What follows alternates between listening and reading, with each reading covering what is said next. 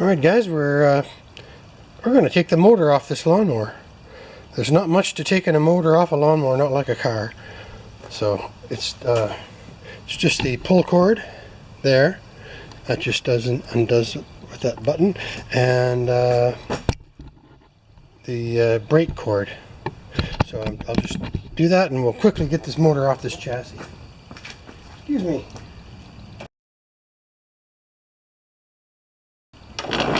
Turned it around and you'll see that it's a little too close to the edge there for a high impact socket. So I'm just going to use a 9/16. But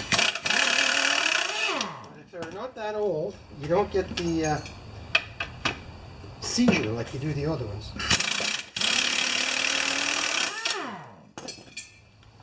And that's it.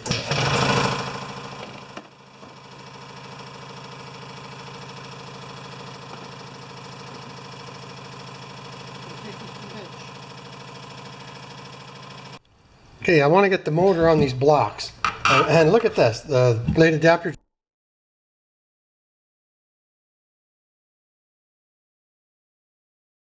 We're going to just lay it on top of these blocks for now. Perfect. So it hit something bad, but it's a good lawnmower. It's not very old. And June 2013. It says right there.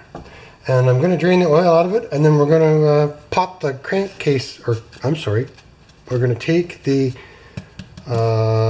sump off and see what kind of damage is on the timing cam gear.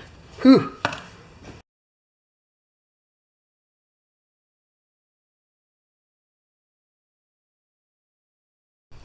Alright, let's just put the oil cap back on and turn this motor upside down. I'm going to try and lay it there and there.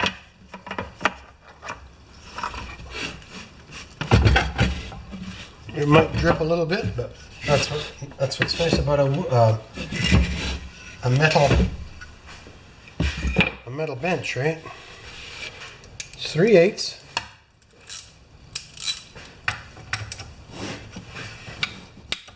Not bad. Well, I'm going to do a crisscross, right? Might save the gasket. Although I'll be putting a new gasket on this one. Should always behave in the manner, in a gentle manner when you're going to reuse a piece of equipment.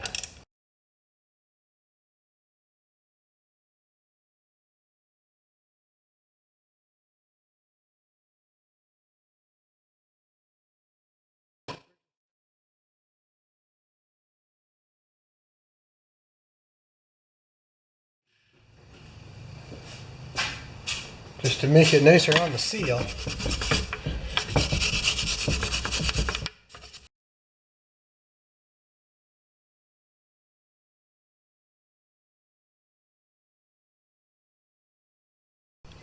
All right, let's continue. We're almost there.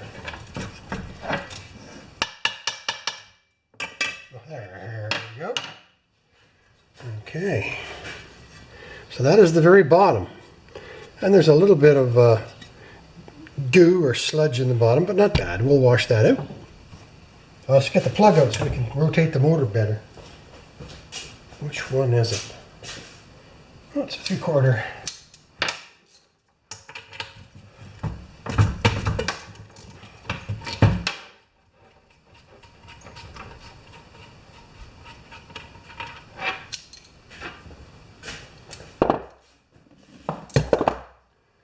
Now,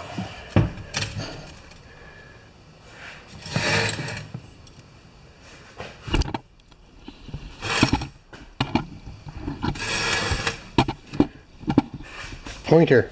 There is our cam gear pointer on the crankshaft. Okay, I'm just taking the governor arm off.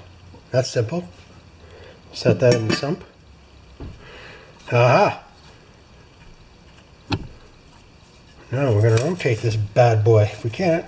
Oh, there we go.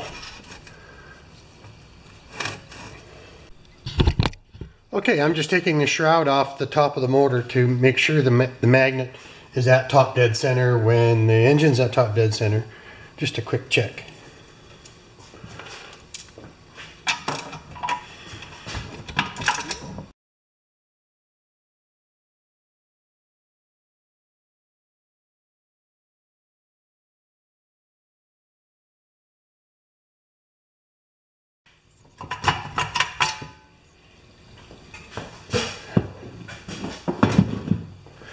Okay.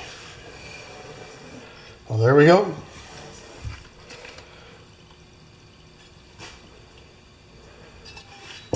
Magnet,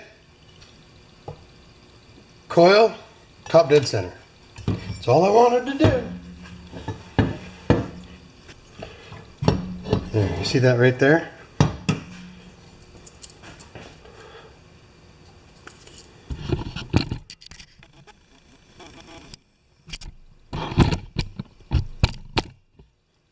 Right there. Okay. All right, guys. Plastic cam gear, Briggs & Stratton quantum motor. This is the exhaust lobe. It opens the exhaust valve right there on that tappet. And it is actually supposed to be lined up with that little piece of plastic there, which is the 0-degree timing mark, right? And I have been trying to time this motor when you put the marks together like that to there, like that, right? You time it up. I can't get the exhaust valve to open as the piston's traveling up. And I thought I was going nuts. And then I started looking at it a little bit more closely, and this little guy that's all bent to hell is supposed to just give that exhaust valve a bump when you're running at low RPMs so that you can turn the engine over. And like I said earlier, the exhaust valve right there is supposed to line up with that, or close to, is supposed to line up with that. I've been watching replacement parts on like ereplacements.com and stuff like that, and this is all bent to heck. This is supposed to move more than that, and so that is that's quite an interesting thing. And actually, if we can, my kingdom for a better close-up, if you look right here, there's a scratch mark from this. So this started over, was probably sitting in there, or even in here right there. And this, there's a mark when it hit the big stone or stump or whatever it was. So isn't that interesting, guys? And that scratch from this being rotated explains a lot, eh?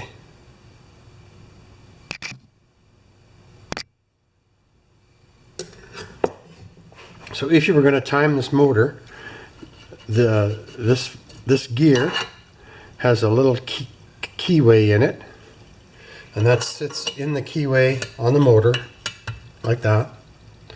And then to time it, there.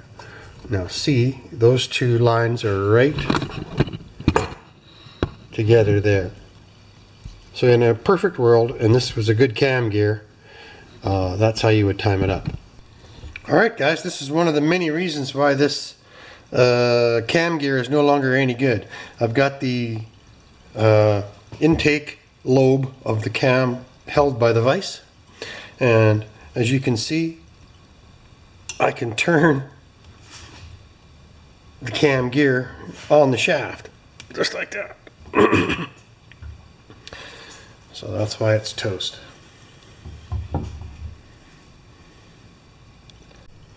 All right, I just set this in the vise, and I turned this top gear. It actually slipped on the shaft, right? And still no good, because the this is the spring that releases the valve for low RPM pulling. But now I'm going to see if I've got correct timing on the motor.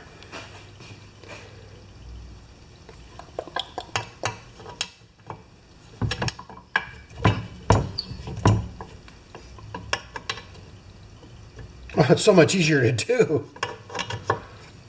Okay, so now, are you with me? I don't know how much of this you can see. We'll go to top dead center. So, bang, the spark flies, right? We come down, and as we're coming around the 180,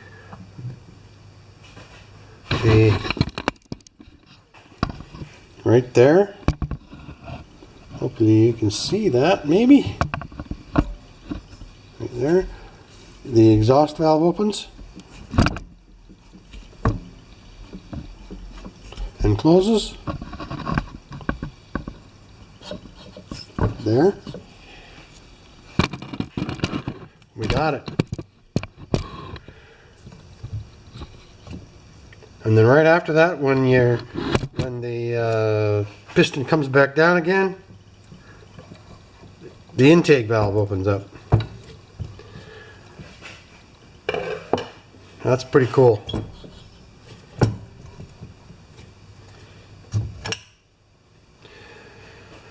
But it's not usable because I just twisted this by hand. I twisted this by hand on the shaft. And one more small piece, you can see that it used to be sitting right there, and now it's sitting there.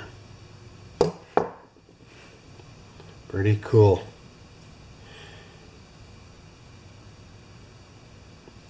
Okay guys, I hope I can make some sort of a sensible video out of this. $105 for that. So the only other option would be to tear an older machine apart and take the old cam gear out of that. But I just cleaned up my yard and got rid of all my old motors.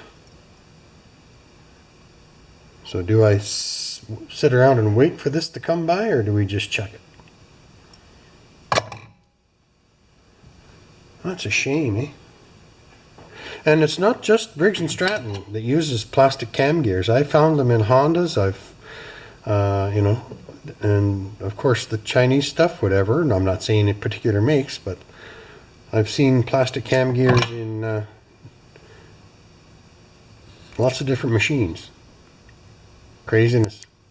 Although they really hit something hard on this and did some major damage, so something bad would have happened no matter what. Because you remember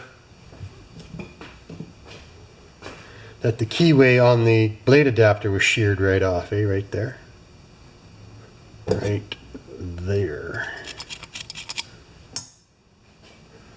Thanks for watching.